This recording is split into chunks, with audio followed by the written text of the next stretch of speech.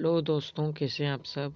आज हम लोग कक्षा 10वीं के गणित के सेट 3 को सॉल्व करने वाले हैं। सेट 3 को जैक बोर्ड मॉडल सेट 3 विषय गणित को सॉल्व करने वाले हैं, जो पूर्णांक 40 का रहेगा।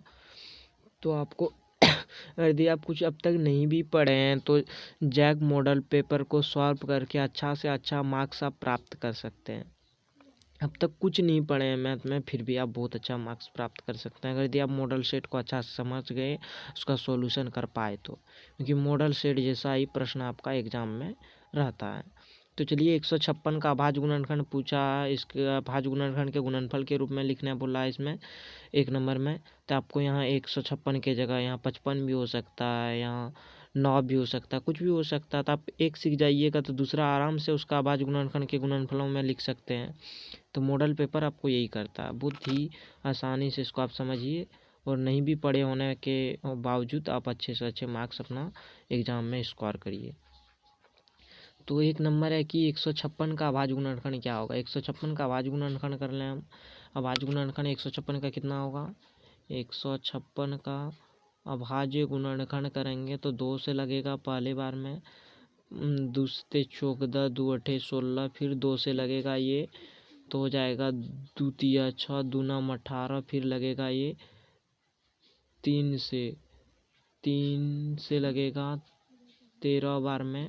तो इसका कितना निकला अभाज्य गुणनखंड। 2 गुने 2 गुने 3 गुने 13, 2 गुने 2 गुने 3 गुने 13, जो कि ऑप्शन नंबर डी में आपको दिख रहा है। तो ऑप्शन डी क्या होगा, करेक्ट होगा आपका यहाँ। तो चलिए अब नेक्स्ट प्रश्न को देखते हैं। नेक्स्ट प्रश्न में क्या है, 96 और 4 का महत्तम समापवर्तक 4 दे दिया गया है।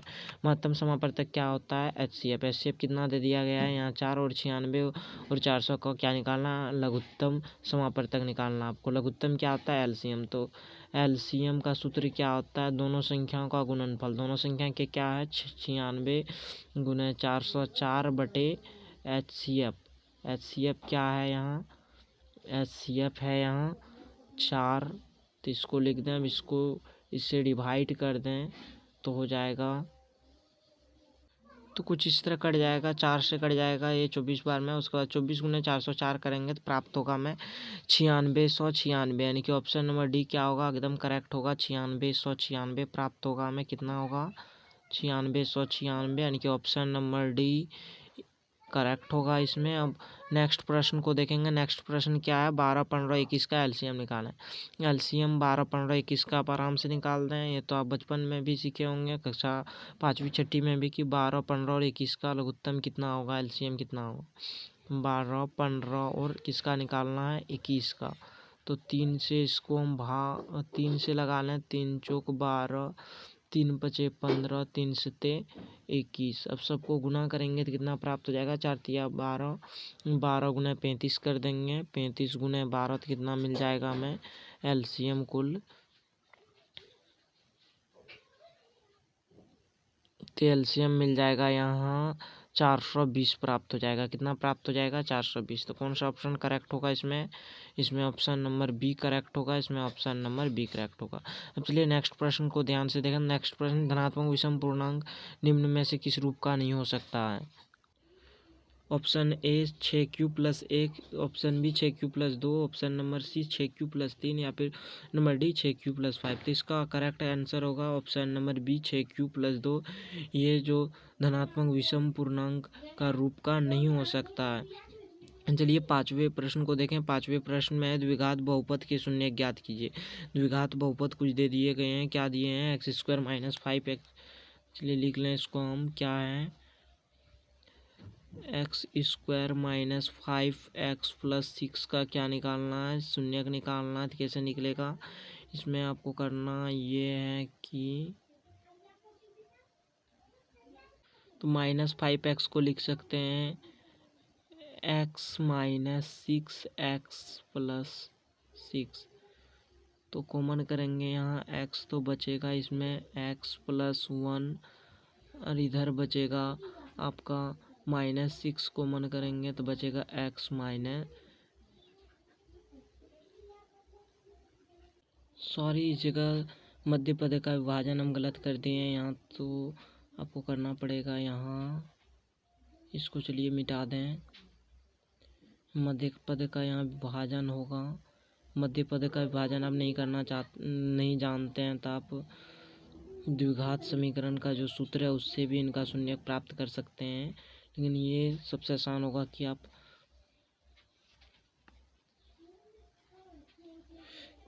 इसका मध्य पद का विभाजन जान लें।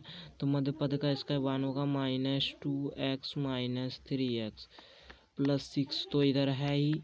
उसके बाद कॉमन कर लेंगे, इसमें x तो बचेगा, इसमें क्या x - 2 बचेगा, और इधर जब कॉमन कर लेंगे -3 तो क्या बचेगा, इसमें x - 2 बचेगा।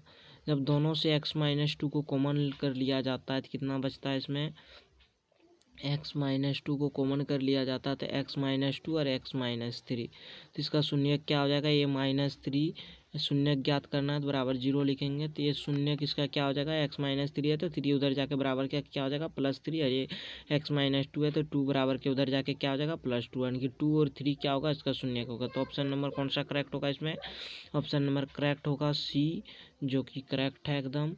उसके बाद नेक्स्ट प्रश्न को देखेंगे। नेक्स्ट प्रश्न क्या, आदि बहुपद इतना के शून्य बराबर किंतु। तो छठे प्रश्न का सॉल्यूशन होगा, देखिए ये एक बहुपद दे दिया गया, इसका बोला कि शून्य क्या हो, बराबर हो किंतु विपरीत हो, तब ए निकालिए। तो हम लोगों को क्या पता है कि शून्यकों का योगफल क्या होता है, योगफल बराबर सूत्र क्या होता है, शून्य का योगफल बराबर सूत्र होता है -b/a। और यहाँ क्या बोला गया है, शून्य बराबर किंतु विपरीत हो, बराबर है। जैसे कि मान लें अगर शून्य मेरा C है तो ये C है तो ये -C होगा, क्योंकि विपरीत चिन्ह का है। एक है तो एक -1 है, एक 2 है तो एक -2 है। तो कुछ भी मान लें हम, शून्य क्या है, जैसे मान लें शून्य C, तो एक C है तो एक क्या होगा -C, क्योंकि विपरीत है। यही बोला गया है कि शून्य बराबर तो है लेकिन क्या है, किंतु विपरीत है। एक अल्फा अगर दी C है तो बीटा क्या है -C, और b के स्थान पर क्या लिखा गया, b क्या होता है, x का गुणांक, x का गुणांक क्या है यहाँ a, तो -a/, और a क्या है यहाँ, x² का गुणांक 1 है तो 1 लिख दें, यानी कि 0 बराबर -a/1, यानी कि a बराबर कितना प्राप्त होगा, यहाँ से हमें 0 प्राप्त होगा। तो ऑप्शन नंबर डी करेक्ट होगा, तो ऑप्शन नंबर डी करेक्ट होगा। अब चलिए नेक्स्ट प्रश्न पर ध्यान दें। नेक्स्ट प्रश्न है, किसी बहुपद px के लिए ग्राफ आकृति में दिया गया है, बहुपद के शून्यकों की संख्या क्या होगी, शून्यकों की संख्या क्या होगी। देखिए बहुपद का जो ग्राफ है, एक्स अक्ष को कितने बार प्रतिच्छेद कर रहा, काट रहा, एक बार, और एक बार यहाँ 2 बार, तो कितना होगा इसका आंसर, शून्यकों की संख्या कितना होगी, 2 होगी, तो ऑप्शन नंबर सी करेक्ट होगा आपका, यहाँ ऑप्शन नंबर सी करेक्ट होगा। चलिए नेक्स्ट प्रश्न। नेक्स्ट प्रश्न में समीकरण युग्म इतना और इतना में यदि इतना बराबर इतना हो तो समीकरण युग्म क्या होगा। आपको बोले थे 3 पॉइंट याद रखना है। जब कभी a1/a2 इक्वल नॉट b1/b2 होता है तो ये होता है कि ये प्रतिच्छेद करेगा, ये प्रतिच्छेदी रेखा होता है, क्या होता है, यह इसका अद्वितीय हल होता है, एक ही हल होता है, केवल एक हल होता है इसका अद्वितीय हल, यानी कि कोई दूसरा हल उसका नहीं होता, सिर्फ क्या होता है, एक ही हल होता है। तो option number A is correct होगा यहाँ। नेक्स्ट प्रश्न को देखेंगे। नेक्स्ट प्रश्न क्या है, इसमें है कि रेखाएं इतना इतना के कितने हल हैं। तो a1/a2 b1/b2 और c1/c2 निकालेंगे तो अपने आप पता चल जाएगा। तो a1 यहाँ क्या है, 2 है, अरे a2 क्या है यहाँ 4 है, फिर b1 क्या है 3 है, फिर b2 क्या है 6 है, फिर c1 क्या है -5 है। इसको बराबर के इधर लाएंगे तो कितना होगा -5, और ये 15, c2 कितना है 15, यानी कि इधर आके -15। तो इसको एक कटा देंगे तो 1/2 प्राप्त होगा, यानी कि 1/2 बराबर इसके 1/2 हो जाएगा, लेकिन ये बराबर नहीं होगा, ये 5 तिहाई 15, यानी कि 1/3 होगा, यानी कि a1/a2 बराबर b1/b2 इक्वल नॉट c1/c2 क्या होता था, आपको याद होगा तो कैसी रेखा होती है? समांतर रेखाएं होती है। जब A1/A2 बराबर B1/B2 इक्वल नॉट C1/C2 तो क्या होता है? समांतर रेखाएं। तो ऑप्शन नंबर ए करेक्ट होगा इसमें। अब नेक्स्ट प्रश्न को देखेंगे। नेक्स्ट प्रश्न है समीकरण युग्म 5x - 3y बराबर 8 और इतना का हल ज्ञात कीजिए आप। तो हल कैसे ज्ञात करेंगे? आपको बोले थे x को बराबर कर लीजिए या फिर y को बराबर कर लीजिए। इसमें देखिए हम y बराबर कर लेते हैं, इसमें 3y है, इसमें गुना 2 कर देते हैं समीकरण 1 में, तो ये 6y हो जाएगा। और समीकरण 2 में 3 गुना कर देते हैं, ये 6y हो जाएगा। चलिए पहले इसमें 2 गुना करें समीकरण 1 में, तो हो जाएगा 10x - 6y बराबर 8 नहीं होगा, उसके बाद 8 में गुना 2 हो जाएगा 16 हो जाएगा। और इसमें 3 गुना करेंगे 9x और हो जाएगा इसमें प्लस 6y और इधर 3 गुना करेंगे 1 में तो 3 नहीं होगा। अब चलिए ये तो बराबर होने के कारण कैंसिल हो जाएगा। ये 10 9 19 हो जाएगा 19x और ये हो जाएगा 16 3 19, यानी कि x बराबर कितना प्राप्त हो जाएगा? यहाँ से मैं 1 और 1 जब x का मान हम रखेंगे समीकरण 1 में 1 रखेंगे तो प्राप्त होगा हमें 3y इक्वल 8, यानी कि 3y बराबर प्राप्त होगा 8 में 5 जाएगा 3, यानी कि y बराबर कितना प्राप्त हो जाएगा? 1, यानी कि x और y का मान क्या निकलेगा? 1 निकलेगा। इससे ऑप्शन नंबर कौन करेक्ट होता है? ऑप्शन नंबर करेक्ट होता है आपका, सॉरी, x का मान तो 1 y आएगा लेकिन y का मान 1 हो जाएगा। देखिए समीकरण 1 में जब x का मान रखेंगे, x कितना निकला था? 1 निकला था, तो प्राप्त होगा हमें -1 प्राप्त होगा। देख लीजिए आप यहाँ, ये देखिए ये -3y बराबर क्या हो जाएगा? 8 में 5 घटा देंगे तो प्राप्त हो जाएगा इधर भी 3 प्राप्त हो जाएगा। और -1 की y बराबर क्या होगा? 3/-3, यानी कि आंसर फाइनली कट के कितना प्राप्त होगा? -1 प्राप्त होगा। तो कौन सा ऑप्शन करेक्ट होगा? ऑप्शन नंबर ए करेक्ट होगा इसमें। उसके बाद नेक्स्ट प्रश्न है रेखिक युग्म जिसका कोई हल नहीं होता, जिसका कोई हल होता ही नहीं है, वे किस तरह क्या कहलाते हैं? कोई हल नहीं होता, वे क्या होते हैं? एक दूसरे के समांतर होते हैं, वे संगत कभी नहीं होते एक संग, वे असंगत होते हैं। तो option number B is correct होगा इसमें, बी करेक्ट होगा। उसके नेक्स्ट प्रश्न को देखेंगे। नेक्स्ट प्रश्न क्या है? नेक्स्ट प्रश्न है निम्न में कौन द्विघात समीकरण है? आपको ये बताना है निम्न में कौन द्विघात समीकरण है। थोड़ा टेक्निकल यूज करेंगे दिमाग थोड़ा इसमें, कि देखिए इसमें ए नंबर को देखें, इधर x² बन जाएगा, a + b का होल स्क्वायर करेंगे, इधर 2x होगा, यानी कि x² अधिकतम घात इस समीकरण का x² ही होगा। जबकि ये देखें हम तो इधर x² हो जाएगा और ये x² से x गुना हो जाएगा x³ अधिकतम घात x³ हो जाता है, ये तो नहीं हो सकता है। ये देखिए x² है और इधर भी x² हो जाएगा तो कट जाएगा दोनों, तो x² बचेगा नहीं।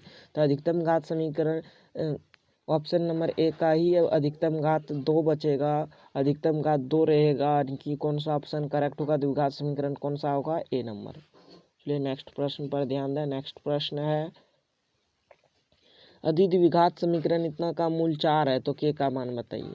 इनका मूल दे दिया गया है, कितना दे दिया गया है? 4 दे दिया गया है। मूल कितना है? 4 है। तो मूल मतलब क्या होता है? x का वैल्यू कितना दे दिया गया है? इसमें 4 दे दिया गया है, तो के का मान बोल रहा।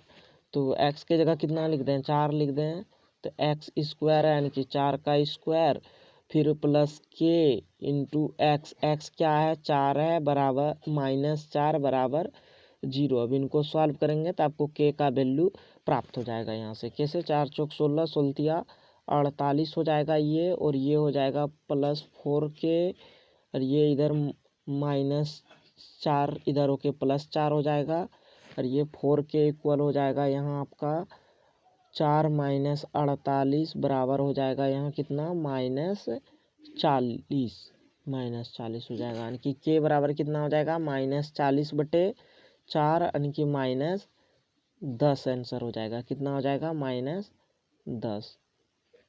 -10 प्राप्त हो जाएगा। तो इस तरह आंसर इसका कितना होगा? करेक्ट कितना होगा?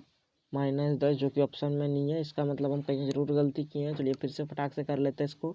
x के जगह पर कितना रख देना है? 4 रख देना है। तो रखिए, ये जल्दी से करें इसको।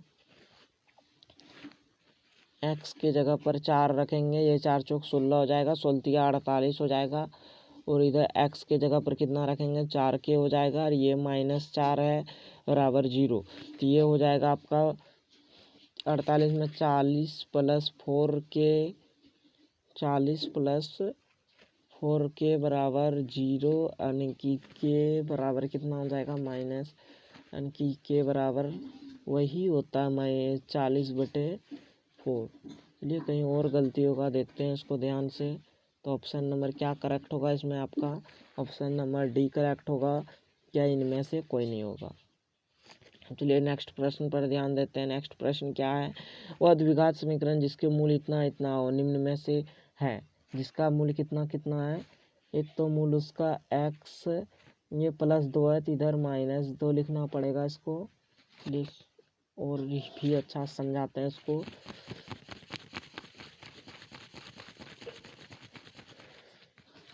इसका मूल कितना दे दिया गया आपको, x बराबर कितना दिया है 2 - 2।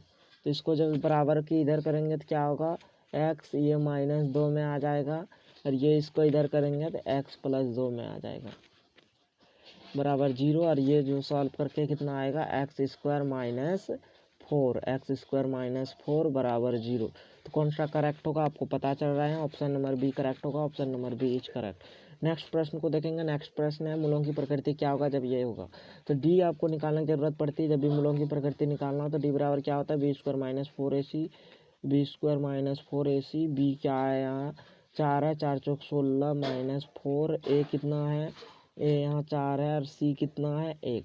तो 4 चौक 16 में 16 घटेगा तो कितना प्राप्त हो जाएगा यहाँ 0। जब डी 0 होता है मूल समान होता है, क्या होता है वास्तविक होता है, इनके बराबर और समान वास्तविक होता है।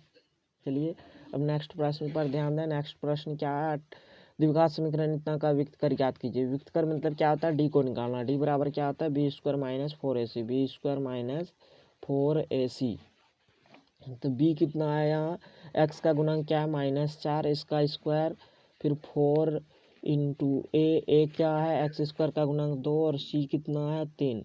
तो ये हो जाएगा 4 चौक 16 4 दूना 8, 8 तिया 24, तो प्राप्त हो जाएगा -8। कितना प्राप्त हो जाएगा -8।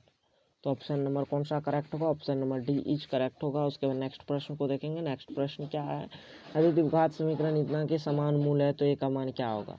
इसका क्या बोल दिया गया है कि द्विघात जो समीकरण है ये, इसका मूल क्या है समान है। द्विघात समीकरण का जब मूल समान होता है तो क्या होता है, डी बराबर 0 होता है, यानी कि डी क्या होता है b² - 4ac बराबर कितना 0, 4ac बराबर कितना होता है 0।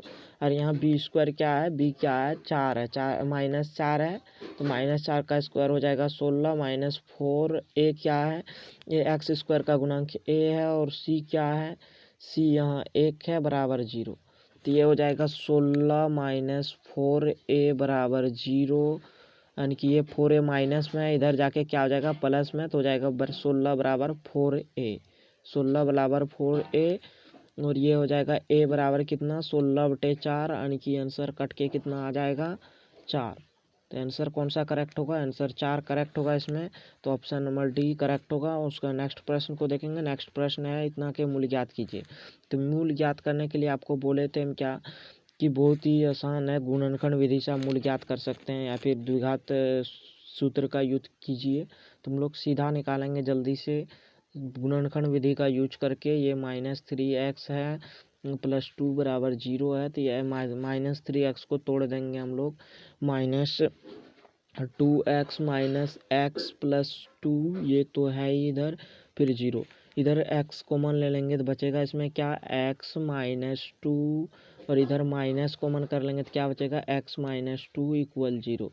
तो आपको यहाँ प्राप्त हो जाएगा x -2, दोनों से अगर कॉमन कर लेते हैं तो इसमें क्या बचेगा, इसमें बचेगा x -1 बचेगा, यानी कि इसका मूल क्या निकल जाएगा आपको पता चल रहा है यहाँ कि ये -2 उधर जाके +2 और -1 उधर जाके 1, यानी कि 2 और 1 प्राप्त होगा। इसका आंसर क्या करेक्ट होगा 2 और 1, यानी कि 1 2 एक ही बात है, 1 2 या 2 1।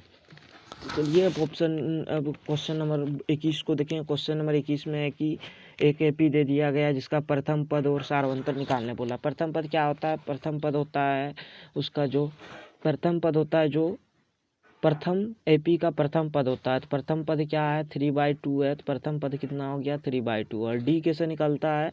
A2 माइनस A1, यानी कि 1/2 में 1/3 घटाएंगे तो जितना होगा क्या होगा? वही होगा आपका डी।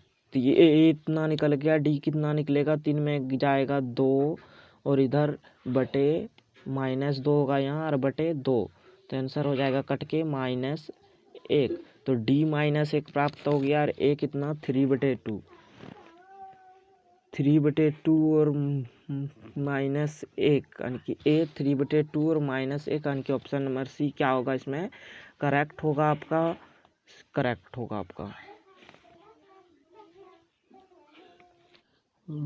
22वां प्रश्न में बोला गया है कि 30वां पद क्या है? 30वां पद आपको निकालना है यहाँ। तो A30 बराबर निकालना है। A30 बराबर सूत्र क्या होता है? A + 29D। A + 29D। उसके बाद यहाँ क्या करना है आपको? A कितना है यहाँ? A दे रखा है 10 और प्लस 29 इंटू डी। डी कितना दे रखा है यहाँ? देखिए 7 में जब 10 घटाएंगे तो कितना होगा? -3 होगा, यानी कि 10 और ये माइनस हो जाएगा इधर, और 29 × 3 हो जाएगा 9 × 27, 2 × 3 = 6, 2 8, यानी कि प्राप्त हो जाएगा -77। तो इसका करेक्ट आंसर कौन सा हो जाएगा? Option number B -77। उसके नेक्स्ट प्रश्न को देखेंगे। नेक्स्ट प्रश्न क्या है कि 27वां पद कौन सा 27वां पद है? देखिए एक एपी दे दिया गया है, इसमें क्या पूछा आपको कि 27वां पद है आखिर क्या? बोला कि एपी 5, 7, 9, 11 का कौन सा पद 27वां है? यानी कि एन क्या दे दिया गया है आपको? 27 दे दिया गया है। और क्या पूछा जा रहा है इसमें? एन आप बताइए। इस तरह के प्रश्न बहुत सारे आते हैं आपके एग्जाम में, तो इस तरह के प्रश्न को आप बहुत अच्छी तरह से समझिए। ये कौन सा पद 27वां, यानी कि अंतिम पद 27 दे दिया गया और बोला गया है कि एन आप ज्ञात कीजिए, उस तक एन कितना होगा। तो इसमें देखेंगे एन बराबर सूत्र क्या होता है? A + n-1D बराबर 27। और जब A कितना है यहाँ? A है, देखिए 5 है। प्रथम पद एपी का होता है, तो एपी का प्रथम पद कितना है? 5 है। उसके बाद क्या है? n-1। n तो पता नहीं है। 1 इंटू डी। डी कितना निकलेगा? 7 में जब 5 घटाएंगे तो कितना होगा? 2 निकलेगा, बराबर इधर तो 27 तो है ही। उसके बाद क्या हो जाएगा? ये आपका हो जाएगा इधर 5 + 2n-2 बराबर 27। ये निकल जाएगा इस जगह से। उसके बाद यहाँ आप देखिएगा तो ये 5 में 2 घटाएंगे तो कितना होगा? 3 हो जाएगा। और 27 में उधर जाके 3 घट जाएगा तो क्या हो जाएगा? 24 हो जाएगा, क्योंकि 2n बराबर 24 है। तो n बराबर क्या प्राप्त होगा? 24/2। 24/2 होगा तो आपको पता है कट के कितना प्राप्त हो जाएगा इसमें आपको? तो 24/2 का प्राप्त कितना आंसर हो जाएगा आपका? 12। तो ऑप्शन नंबर क्या होगा करेक्ट?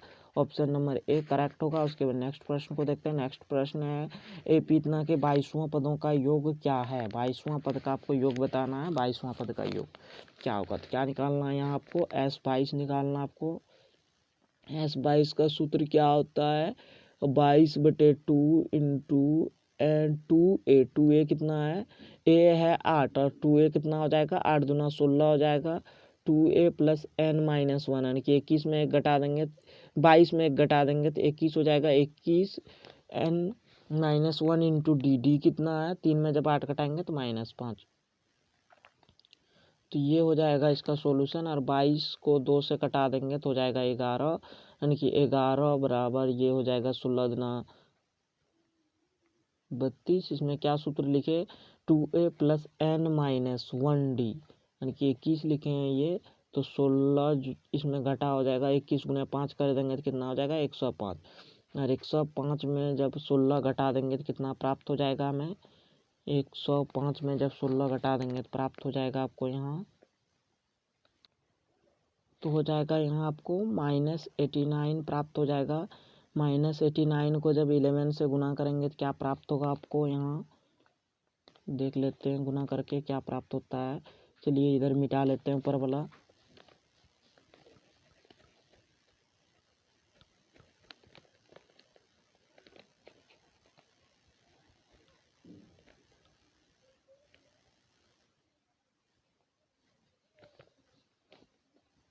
तो क्या हो जाएगा इसमें 89 गुना 11 करेंगे तो हो जाएगा, प्राप्त होगा, आप गुना करिएगा तो प्राप्त हो जाएगा आपको 979 प्राप्त होगा आपको। तो का 979 -979 प्राप्त हो जाएगा। इसका क्या होगा, -979। तो आंसर क्या होना है मेरा सही, -979, जो कि ऑप्शन नंबर डी है। ऑप्शन नंबर डी इसका मतलब क्या है, करेक्ट है। उसके बाद नेक्स्ट प्रश्न को देखेंगे। नेक्स्ट प्रश्न है, समान भुजाओं वाले बहुभुज त्रिभुज होते हैं, उनकी भुजाएं क्या होती है, समानुपाती होती है, असमान होती है, बराबर होती है, या फिर क्या होती है। तो इसका करेक्ट आंसर होगा ऑप्शन नंबर बी करेक्ट हो जाएगा इसमें। ऑप्शन नंबर बी नहीं होगा करेक्ट इसमें, ऑप्शन नंबर ए करेक्ट हो जाएगा। नेक्स्ट प्रश्न को देखें। नेक्स्ट प्रश्न में कुछ एडी कितना दे रखा है इसमें, आप लिख लीजिए इस तरह। एडी दे रखा है 1 सेंटीमीटर, और डीबी कितना दे रखा है 1.5 सेंटीमीटर दे रखा है, और बोला है कि एई कितना दे रखा है 2 सेंटीमीटर आपको निकालना, और ईसी भी दे रखा आपको 4 सेंटीमीटर। तो और क्या बोला है, निम्न में से कौन सा कथन सत्य है, आपको कौन सा कथन सत्य है। तो इस तरह के क्वेश्चन जब भी दे तो होता है डी ई समांतर बी सी होगा, तब ये अनुपात में निकलेगा एडी बटे डी बी और ए बटे ई सी होगा। तो करेक्ट आंसर ए होगा, लेकिन कैसे होगा चलिए दिखा देता आपको। एडी बटे डी बी कर लेते हैं और ए बटे ई सी कर लेते हैं, दोनों आपस में क्या होगा, बराबर होगा। लेकर के देखें, 1/1.5 होगा बराबर, इधर 2/4 होगा, तो ये हो जाएगा 1/2, और ये कितना हो जाएगा आपका, ये तो 1/2 नहीं होगा, ये कट के यहाँ 0 चल जाएगा, 10 हट के, ये हो जाएगा 2/3। कितना हो जाएगा, 2/3। तो इसका करेक्ट आंसर क्या होगा, 2/3 बराबर 1/2 हो ही नहीं सकता है कभी संभव। तो इसका होगा क्या होगा तब इसका करेक्ट आंसर, चलिए अब देखें क्वेश्चन। तो ये तो करेक्ट था नहीं, तो क्या हो जाएगा इसमें, इनमें से कोई नहीं, ऑप्शन नंबर डी इसमें करेक्ट हो जाएगा आपका, ऑप्शन नंबर डी। कि नहीं, ये दोनों का अनुपात बराबर नहीं है, तो ये दोनों समांतर बिल्कुल भी नहीं हो सकते हैं। तो ऑप्शन नंबर डी करेक्ट हो जाएगा। नेक्स्ट प्रश्न को देखेंगे। नेक्स्ट प्रश्न क्या है, समरूप त्रिभुज की संगत भुजा होती है। संगत त्रिभुज की संगत भुजा क्या होती है, समानुपाती, न तो समांतर न ही समानुपाती, या फिर बराबर, या फिर समानुपाती। इसका करेक्ट आंसर हो जाएगा आपका समानुपाती, ऑप्शन नंबर बी करेक्ट होगा। उसके नेक्स्ट प्रश्न को देखेंगे। नेक्स्ट प्रश्न में कि त्रिभुज इसके लिए कौन सा कथन सत्य है। आपको यहाँ ध्यान से देखना पड़ेगा कि कौन सा समरूपती की कोशिकी यहाँ यूज हो रहा है। यहाँ 3.8, ये 6 दूना 12 यहाँ हो रहा है, ये दोनों एक दूसरे का संगत है BC, और यहाँ लिख सकते हैं, क्या लिख सकते हैं यहाँ कि BC और QR आपस में क्या है, BC बटे QR लिखेंगे, यानी कि 1/2 प्राप्त होता है, और BC बटे PQ लिखेंगे, QR ने PQ, क्या PQ, ये नहीं होगा इस जगह। उसके बाद देखें यहाँ, उसके बाद क्या मिलता है आपको यहाँ 3√3, और इसका दोगुना ही क्या होता है 6√3। तो AC और PR भी आपस में बराबर है, AC बटे PR। उसके बाद क्या अंतिम क्या बचा आपका AB और इसमें RQ, AB और RQ, 3.8 का दोगुना जस्ट कितना हो जाता है 6-7 हो जाता है, यानी कि वही 7.6 हो जाता है। तो इसमें हो जाएगा AB बटे RQ। ये सब बराबर है, तो क्या होगा समरूपता कसौटी। इसमें आपको ध्यान देने योग्य बातें हैं कि आप इधर से मूव कर रहे हैं, इधर से जा रहे हैं, इधर से कैसे जा रहे हैं, इधर से इधर जा रहे हैं आप, ये डायरेक्शन हो रहा है इसमें। तो इधर से कैसे गए आप, ये गए, फिर इधर से गए, फिर रूट वाला आपको इधर मिलता है, फिर क्या होता है, फिर इधर से आप इधर गए, तो ये कंडीशन होता है। तो पहले इसको लिखेंगे BCA, क्या लिखेंगे, त्रिभुज BCA समरूप क्या होगा, त्रिभुज QPR। ये करेक्ट आंसर होगा आपका, QPR होगा। आखिर त्रिभुज BCA यहाँ है A, या फिर आप सीधा करके लिखना चाहेंगे तो कुछ और हो जाएगा, जैसे कि A को आगे करेंगे तो R को आगे करना पड़ जाएगा आपको, फिर यहाँ A के बाद C लिखेंगे तो R के बाद P लिखना पड़ जाएगा आपको। तो कुछ इस तरह का आंसर होगा। ये क्या होगा इसका आंसर, चलिए देखें इसको आंसर। तो इसमें ये देखिए दिया गया है, इसमें करेक्ट कौन सा हो जाएगा? ABC समरूप। ABC के समरूप आपको निकालना है। क्या निकालना था? ABC के समरूप। तो ABC के समरूप कैसे होगा? देखिए यहाँ से आपको जाना है, ये से इधर चले गए, ABC इस तरह बनता है। तो इसमें आपको जाना है इसी तरह, जस्ट इसमें भी जाना है आपको इसी तरह। तो पहले 3 8 जिसका ये था संगत भुजा, इससे गए, फिर 6 वाला में ये गए, फिर रूट वाला में गए, फिर ये गए। तो ABC के समरूप क्या निकलता है आपका? यहाँ ABC के समरूप निकलता है, ये ऊपर में है R, फिर नीचे आ गया Q। ABC के समरूप ये निकलता RQ, फिर इधर जाएंगे P, RQP निकलता, RQP। ABC के समरूप क्या है? RQP। तो ऑप्शन नंबर क्या करेक्ट हो जाएगा इसमें? बी करेक्ट हो जाएगा। इसमें क्या हो जाएगा? ऑप्शन नंबर बी करेक्ट हो जाएगा। चलिए नेक्स्ट प्रश्न को देखते हैं। नेक्स्ट प्रश्न में है, मान लीजिए समरूप ये दोनों त्रिभुज है, तो इसके क्षेत्रफलों का अनुपात आपको दे दिया गया है। तो ये निकालना आपको पता है हम लोगों की समरूप त्रिभुज की जब क्षेत्रफल का अनुपात के बराबर क्या होता है? देखिए ये एरिया ऑफ त्रिभुज ABC बटे एरिया ऑफ त्रिभुज DEF, यही है एरिया ऑफ त्रिभुज DEF। इसके बराबर क्या निकलता है कि दोनों के जो संगत भुजा है उसका अनुपात, यानी कि EF स्क्वायर, EF का स्क्वायर बटे BC का स्क्वायर, ये होता है। और इसका ये दोनों का अनुपात दे रखा है, इसमें कितना दे रखा है? 64 दे रखा है। कितना दे रखा है? 64। और EF दे रखा है 15.4, इसका 15.4 का कितना हो जाएगा स्क्वायर? आप कर लीजिए यहाँ 15.4 का स्क्वायर, उसके बाद बटे में क्या है? BC square. तो आप यहाँ जब 15.4 का स्क्वायर कर 29वां प्रश्न है, दो त्रिभुज समरूप दे दिए हैं, उनका क्षेत्रफल 64 और 121 दे दिया गया है, और EF दे दिया गया है, आपको BC निकालना है। इस तरह के त्रिभुज में प्रमेय होता था कि जब दो त्रिभुज समरूप होते हैं, उनके क्षेत्रफलों का अनुपात उनके संगत भुजाओं के अनुपात के वर्ग के बराबर होता है। तो वही सूत्र का प्रयोग करेंगे, दोनों का अनुपात यानी कि 64 बटे कितना 121, और भुजाओं संगत भुजाओं का अनुपात यानी कि BC का स्क्वायर बटे EF का स्क्वायर, BC का स्क्वायर बटे EF का स्क्वायर, BC का स्क्वायर बटे EF का स्क्वायर, यानी कि पूरे पर स्क्वायर दे दें। उसके बाद यहाँ देखें, देखिए 8 किसका स्क्वायर है?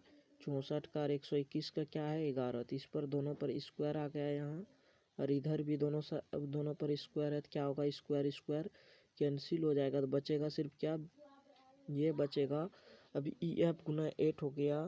EF की जगह कितना लिख सकते हैं हम? EF दे दिया गया है यहाँ 15.4 दे रखा है। कितना दे रखा है? 4। तो 15.4 गुने 8, 15.4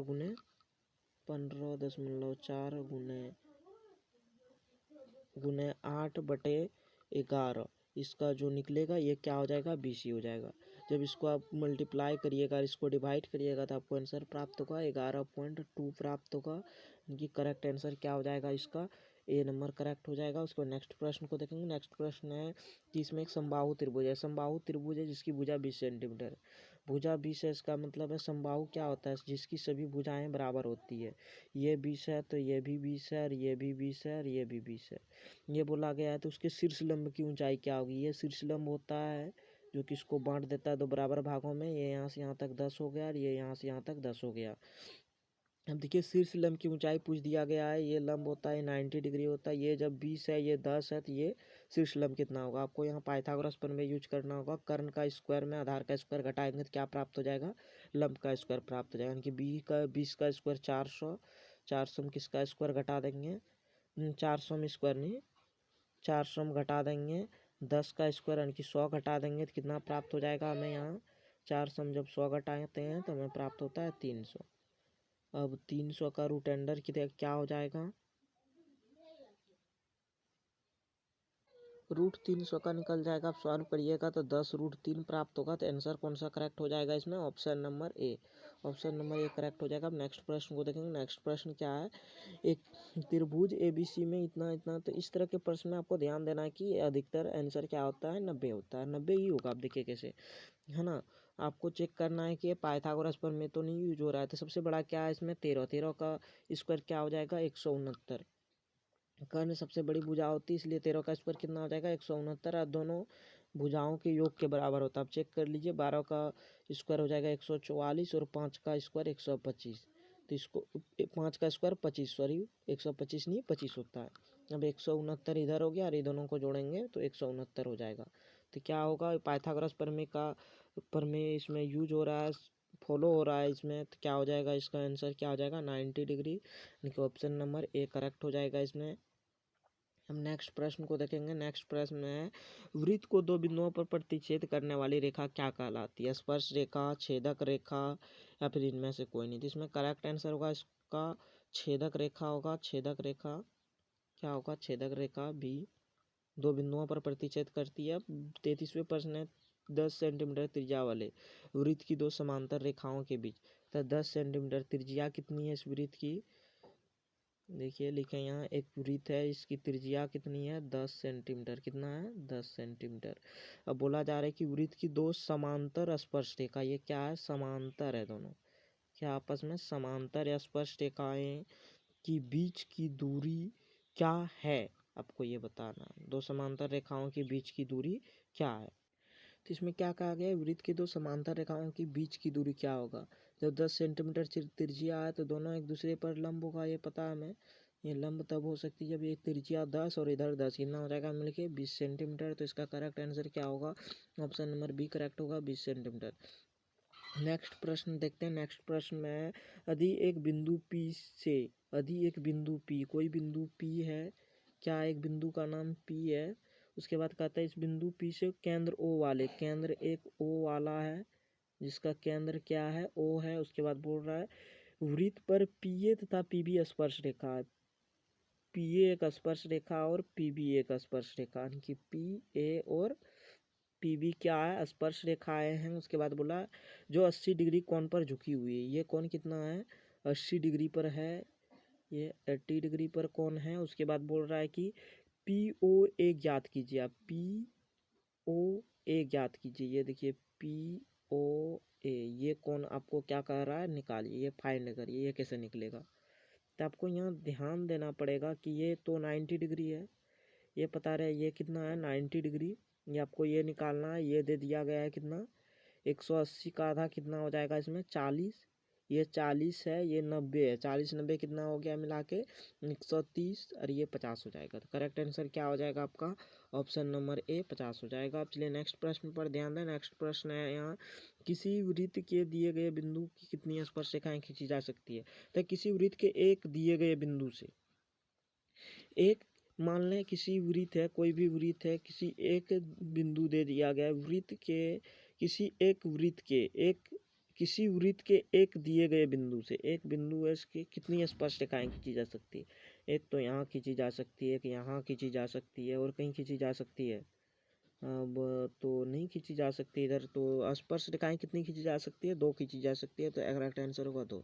नेक्स्ट प्रश्न को देखेंगे। नेक्स्ट प्रश्न है, कहता है कि त्रिज्यखंड का क्षेत्रफल ज्ञात कीजिए। त्रिज्यखंड का क्षेत्रफल का सूत्र क्या होता है? θ/360 into pi R square, into pi R square, pi R square. अब ये कहता है θ/60, थीटा क्या है? 90, 90/360 गुने पाई, पाई कितना है? 22/7 इंटू आर स्क्वायर। आर कितना है जी यहाँ? आर त्रिज्या वाले आर तो कुछ दिया नहीं है, तो आर को रहने दें और पाई को भी तब रहने दें। इसको क्यों मान बिठाएंगे? तब यहाँ क्या करेंगे? पाई को रहने देंगे, 22/7 नहीं लिखेंगे।